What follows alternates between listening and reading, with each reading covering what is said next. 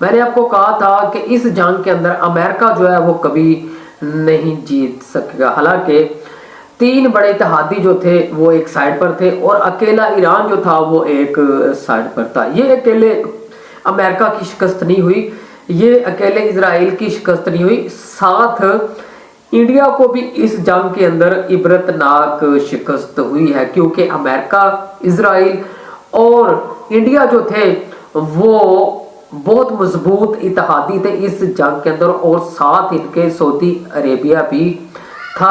Saudi Arabia तो चाहता था कि जो अमेरिका है, जो इजराइल है, वो ईरान के ऊपर अटैक करे। ना सऊदी अरब को इस बात का अंदाजा था, ना अमेरिका को, ना इजराइल को, ना इंडिया को, कि अगर हम ईरान के ऊपर अटैक करेंगे तो इसके बदले में जो ईरान है वो हमें इस तरह इबरत का निशाना बनाएगा कि दुनिया के अंदर हम एक तमाशा बनकर रह जाएंगे। आज आप इंडिया को देख ले, इंडिया की चीखें नहीं कर रही है।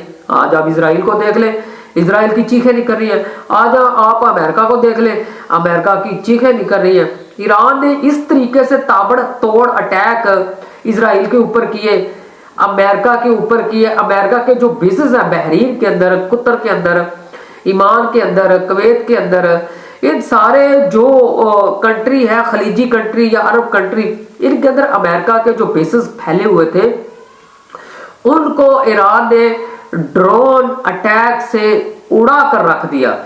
पहले ईरान ने खौफनाक किस्म के ड्रोन अटैक किए। देखिए, इस जंग को ईरान की तरफ से बड़ा ही प्लानिंग के साथ लड़ा गया। दुनिया को लगता था कि अमेरिका इस जंग को 10-12 घंटे के अंदर अंदर जीत जाएगा, फाइनल कर देगा, लेकिन जो नतीजा है वो इसके खिलाफ निकला कि जैसे ही इजराइल ने ईरान के ऊपर अटैक किया, जैसे ही अमेरिका ने ईरान के ऊपर अटैक किया, तो दुनिया ने देखा कि जिस तरह ईरान डट गया या इनके सामने खड़े हो गया, जैसे इनको जवाबी वार किए ईरान ने। जो ईरान के पास लॉन्ग रेंज के मिसाइल थे, मैंने आपको बताया था कि ईरान के पास क्रूज मिसाइल, ईरान के पास बैलिस्टिक मिसाइल, हाइपरसोनिक मिसाइल, ये सारे के सारे मौजूद थे। लॉन्ग रेंज के मिसाइल जो थे वो भी ईरान के पास जो थे वो मौजूद थे। तो ईरान ने ड्रोन्स के जरिए इस जंग को जीता। ना सिर्फ जीता, अमेरिका को इस जंग के से भागने पर मजबूर कर दिया। आज पूरे का पूरा इजराइल जो है उसके अंदर आग लगी हुई है, पूरे का पूरा इजराइल जो है वो आग की लपेट में है।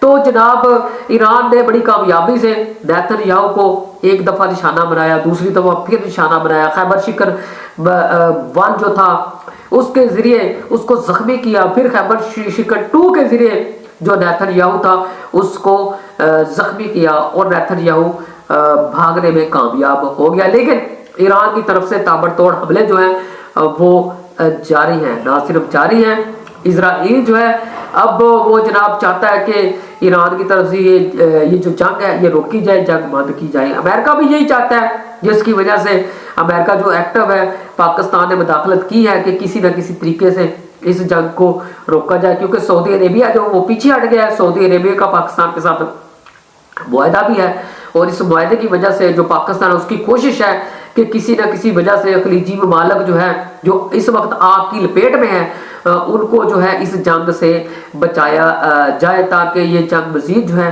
ये ना फैल सके। अब जो डोनाल्ड ट्रंप है उसने हर किस्म के बम जो है वो ईरान के ऊपर गिरा कर देख लिया है। 5000 पाउंड वजनी बम भी गिराया, 10,000 पाउंड वजनी बम भी गिराया, 20,000 पाउंड वजनी बम भी जो है वो ईरान के ऊपर गिराया। ईरान की जो गैस की तंसीबात थी उसको भी निशाना बनाया, ईरान की जो ऑयल की तंसीबात थी उसको भी निशाना बनाया। इसके बावजूद भी अमेरिका को इस जंग के अंदर कामयाबी नहीं मिली, क्योंकि ईरान डट गया, ईरान खड़ा है। लेकिन जो सबसे बड़ा ईरान को क्रेडिट है वो ये जाता है कि ईरान ने बड़ी बहादुरी के साथ जो अरब ममालिक के अंदर अमेरिका के बेसिस थे, जैसा कि बहरीन के अंदर थे, जैसा कि कतर के अंदर थे, यूएई के अंदर थे, इन सारे मुल्कों के अंदर जिस जगह पर भी अमेरिका के बेसिस थे, बड़ी कामयाबी से ईरान ने उनको निशाना बनाया। अब एक ताज़ा हमला जो ताबड़तोड़ हमला किया है ईरान ने यूएई के अंदर। देखिए,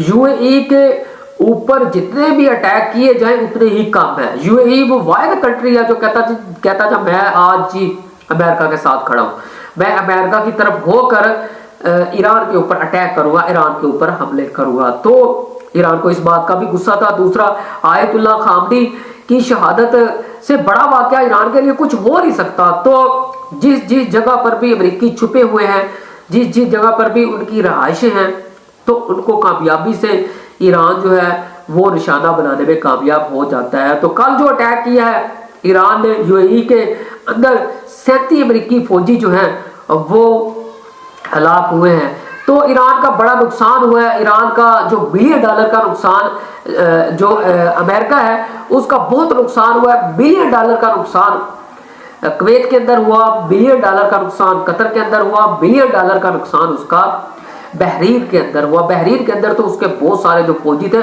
वो भी जाँ बाक हुए। अमेरिका ने स्टॉक एक्सचेंज से $1 ट्रिलियन जो है वो निकाला है। तो अभी तक अमेरिका का बिलियन डॉलर्स का इस जंग के अंदर नुकसान हो चुका है, जिसकी वजह से जो ट्रंप इंतजामिया है, अमेरिका जो है वो इस जंग से भागती हुई दिखाई देती है। अब अमेरिका के पास एक ही ऑप्शन है, वो है न्यूक्लियर वेपन का इस्तेमाल। और कोई ऑप्शन इसराइल के पास, अमेरिका के पास ऑप्शन नहीं बचा। हो सकता है अमेरिका जो है न्यूक्लियर वेपन का इस्तेमाल करे। अमेरिका तो पहले अमेरिका की तरफ से ये भी बयान आया था कि वो जमीनी जंग के लिए तैयार है और अपने 3-4 हजार सोल्जर जो है वो ईरान की तरफ भेजेगा या ईरान की सरजमीन पर उतारेगा। लेकिन जब ईरान की तरफ से खौफनाक किस्म के बयान आना शुरू हुए कि ये 4-5 हजार फौजी जो है ये तो ईरान के लिए कोई बड़ी बात ही नहीं है। ईरान जो ये जो 5-10 हजार फौजी अमेरिका ईरान की सरजमीन पर उतारेगा, ये तो सिर्फ 10-12-24 घंटे के अंदर अंदर ईरान की जो फौज है वो खा जाएगी, उसको हड़प कर जाएगी। तो जिसकी वजह से जो अमेरिका है वो थोड़ा सा पीछे हट गया। तो अब उसके नए नए बयान आना शुरू हो गया है। कभी कहता है जी आपने हरमज को खुद खोलो, कभी कहता है जी आपने हरमज मेरी जिम्मेदारी नहीं है, नेटो या यूरोपीय मालिक जिनकी जिम्मेदारी है, जिनको ऑयल चाहिए वो खुद जाकर हमला करे या खुद जाकर उसका कब्जा ले या खुद जाकर उसका जो कब्जा है वो छुड़वाए या खुद जाकर ईरान से बात करे। खैर, अब जो डोनाल्ड ट्रंप है उसने पहले 48 घंटे का टाइम दिया, फिर 5 दिन का, अब 10 दिन का। अब डोनाल्ड ट्रंप इस तरह का जाहिल इंसान है, प्रेसिडेंट है अमेरिका का, कि वो खुद ही सवाल करता है, खुद ही जवाब देता है। मतलब खुद ही अपने आप से मुआहदे कर रहा है, खुद ही प्लान बना रहा है, खुद ही जो है ईरान को धमकी देता है, खुद ही जंग बंद करता है, खुद ही जंग लगाता है, खुद ही पीछे भी चला जाता है। तो अब ये साफ नजर आ रहा है कि अमेरिका जो है वो जंग हार चुका है। देखें जिस तरह इटली की वज़ीर आज़म, बड़ी दाद मैं देता हूँ उसको कि तारीफ के काबिल है कि जॉर्जिया इटली की वज़ीर आज़म, उसने कहा था कि हम इस जंग के अंदर नहीं कूदेंगे। ये जो हमला अमेरिका ने ईरान के अंदर किया ये गैर कानूनी है। और फिर जनाब स्पेन की जो पार्लियामेंट की रुकन है आयरन नामी खातून, उसका भी बयान सामने आया। उसने कहा जी हम कभी भी किसी सूरत में इस जंग के अंदर नहीं कूदेंगे।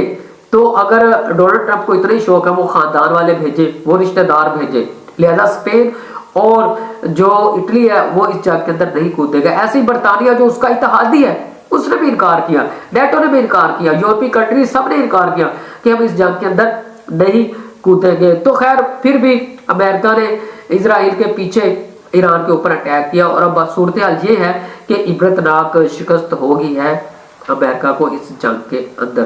तो बड़ा प्लान था जो इस जंग के अंदर रशिया का था, रशिया का, रूस का बड़ा प्लान था। उसके बाद चाइना का बहुत बड़ा प्लान था जो कामयाब हो गया और ईरान की उन्होंने भरपूर सपोर्ट की और ईरान ने इतने ताबड़तोड़ हमले किए कि आज अमेरिका शिकस्त मानने पर मजबूर है। आज पूरे का पूरा इजराइल आग की लपेट में है। वो इजराइल जिसने पिछले कई सालों से फलस्तीन के मुसलमानों का जीना हराम कर रखा है गजा के अंदर, वो खून की होली खेली जो तारीख के अंदर हमें जो है वो जनाब नहीं मिलती। अमेरिका इजराइल इंसानियत के इतने बड़े कातिल हैं कि आज उनको जो वो इराक के अंदर, लीबिया के अंदर, अफगानिस्तान के अंदर या दूसरे कंट्री के अंदर जो खून की होली खेल चुके हैं या इंसानियत का इतना बड़ा कत्लेआम कर चुके हैं, ये उनके लिए बहुत बड़ा सबक है कि ईरान ने इजराइल को ईरान ने अमेरिका को इतनी बड़ी इबरतनाक शिकस्त दी है।